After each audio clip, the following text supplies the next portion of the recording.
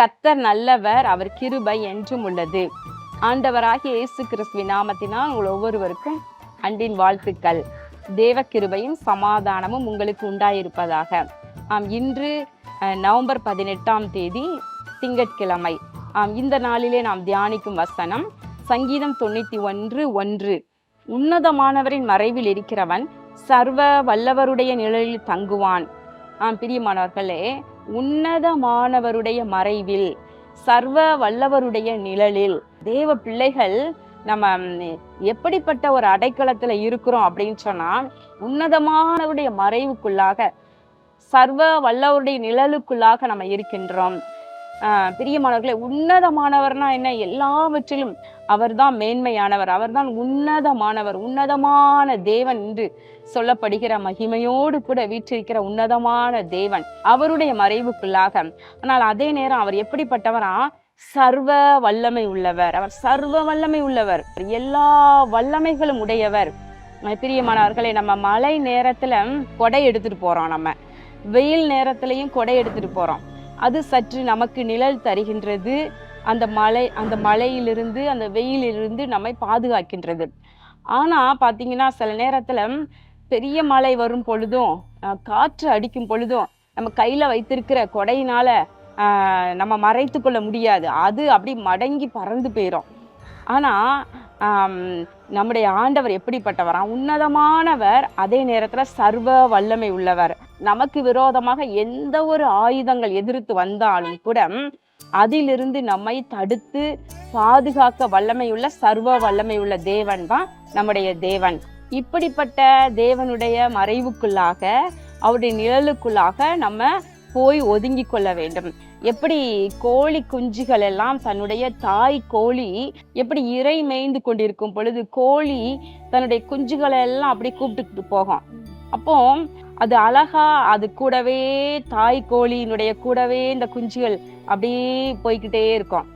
ஒரு நேரம் வரும் பொழுது அது அழகா செட்டைய விரிக்கும் பாருங்களேன். இப்படி விரித்த உடனே அந்த குஞ்சுகள் எல்லாம் வெளியில அது வரைக்கும் அப்படி ஃப்ரீயா சுத்திட்டு இருந்தது அப்படியே உள்ள போய் அது போய் புகுந்துக்கிடும். உடனே அந்த தாய் கோழி தன்னுடைய சிறகுகளால் அப்படியே அதை மூடிக்கொள்ளும் தன்னுடைய குஞ்சுகளை. என்ன அப்படின்னு சொல்லி பார்த்தோம்னா, அப்போ கழுகு உயர ஒருவேளை வட்டமிட்டு கொண்டிருக்கலாம். வேண்டாத ஆபத்து தன் குஞ்சுகளுக்கு வருகிறது என்று தெரிந்த உடனே தாய் கோழி அப்படியே தன்னுடைய சிறகுகளை விரித்து கொள்கின்றது. இந்த கோழி குஞ்சுகளும் தன்னுடைய தாயினுடைய அரவணைப்புக்குள்ளாக, மறைவுக்குள்ளாக அது சென்று ஒதுங்கி கொள்ளுகின்றது. பிரியமானவர்களே, அப்படித்தான் நாமும் கூட இந்த கோழி குஞ்சுகளை போல நம்முடைய சிருஷ்டி கர்த்தா, அவர்தான் நமக்கு தாயுமானவர், தந்தையுமானவர். அவருடைய சிறகுகளுக்குள்ளே போய் நம்மை மறைத்து கொள்ளுவோம். 4வது வசனத்துல பாருங்க, அவர் தமது சிறகுகளாலே உன்னை மூடுவார், அவர் செட்டைகளின் கீழே அடைக்கலம் புகுவார் என்று சொல்லப்படுகிறது. பிரியமானவர்கள், அவருடைய செட்டைக்குள்ளாக நம்ம போய் அடைக்கலம் புகுந்து கொள்ள வேண்டும். அப்படி புகுந்து கொள்ளும் பொழுது நமக்கு ஆவிக்குரிய மண்டலத்திலிருந்து வருகின்ற எதிர்ப்பு மற்றும் இந்த பூமியிலிருந்து வருகின்ற எதிர்ப்பு, இவை எல்லாவற்றுக்கும் நீங்களாக்கி நம்மை அவர் பாதுகாத்து கொள்கின்றார்.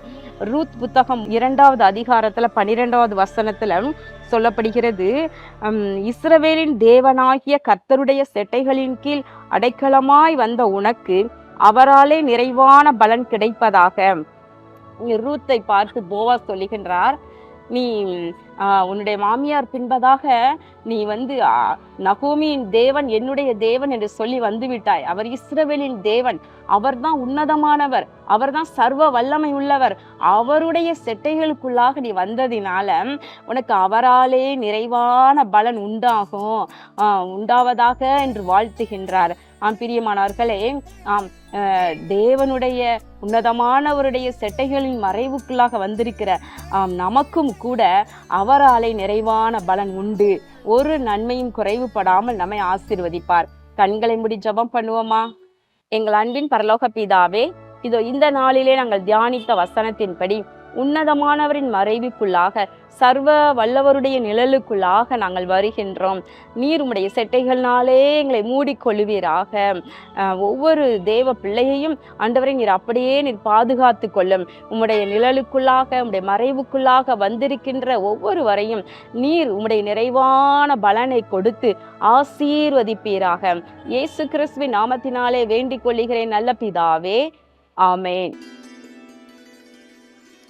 உன்னதமான கர்த்தருடைய செட்டைகளின் கீழே அடைக்கலமாய் வந்த நீங்கள் ஒருபோதும் கலங்க வேண்டாம். அவரே உங்களை நிறைவான பலன் கொடுத்து ஆசீர்வதிப்பார். கர்த்தர் உங்களை ஆசீர்வதிப்பாராக. ஆமேன். உன்னதம்